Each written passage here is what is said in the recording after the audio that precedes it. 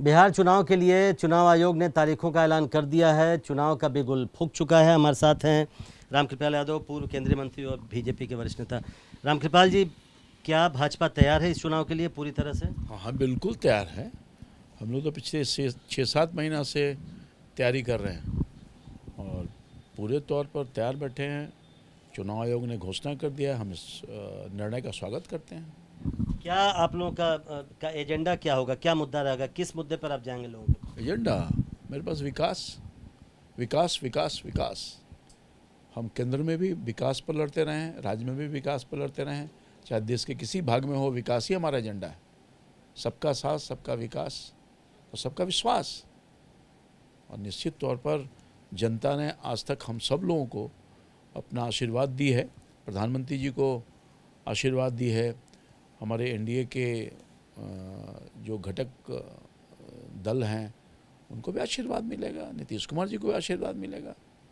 कौन कौन से घटक दल हैं? सवाल तो ये उठ रहा है कि एनडीए में घटक दल हैं कौन कौन? एलजेपी तो लगातार नीतीश कुमार पर हमला कर रही है, क्या वो भी इंटैक्ट रहेंगे एनडीए में? घटक दल हैं, कौन कहता है कि नहीं हैं? बिल्कुल हैं और रहेंगे।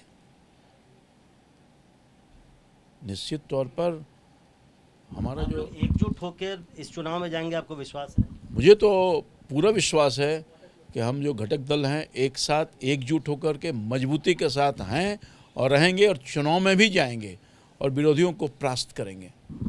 कोरोना के समय में चुनाव होना कितनी बड़ी चुनौती होगी? आप एक प्रचार भी करेंगे, आप लोग, कितनी बड़ी चुनौती होगी? चुनौती तो है, वैश्विक महामारी है कोरोना, तो उसे तो लड़ना पड़ेगा। तो चुनाव आयोग के जो निर्देश होंगे, चुनाव आयोग ने जो गाइडलाइन देने का काम किया है या करेंगे, हम उसका अक्षर से पालन करने वाले लोगों में से एक हैं। और निश्चित तौर पर जो फिजिकल रैलियां होती थी, लाखों लाख प्रधानमंत्री जी को सुनने आते थे, हमारे अन्य केंद्र के नेता हैं उनको सुनने आते थे, अब शायद वैसा तो माहौल नहीं रहेगा, मगर प्रधानमंत्री जी के प्रति जो आकर्षण वो बढ़ा है और हर घर में, हर हाथ में मोबाइल हो गया है।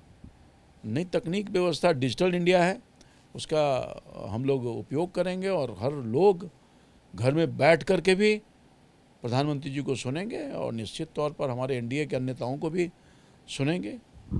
एक आखिरी सवाल, एक कार्यकर्ता, एक प्रचार भी आप करेंगे, उसके तौर पे आपको क्या क्या सावधानी आपको लगता है बरतनी होगी, या आप लोग ऑलरेडी बरत रहे हैं इस कोरोना काल? देखिए, अभी हम लोगों ने चुनाव प्रचार शुरू कर दिया है और जो चुनाव आयोग का गाइडलाइन था अक्षर से पालन कर रहे हैं। 5 आदमी के साथ जाना है, भीड़ भाड़ ज़्यादा नहीं करना है, अगर कहीं बैठक करना है तो सोशल डिस्टेंसिंग का पालन करना है, मास्क लगाना है और निश्चित तौर पर इसका हम लोग फॉलो आज भी कर रहे हैं।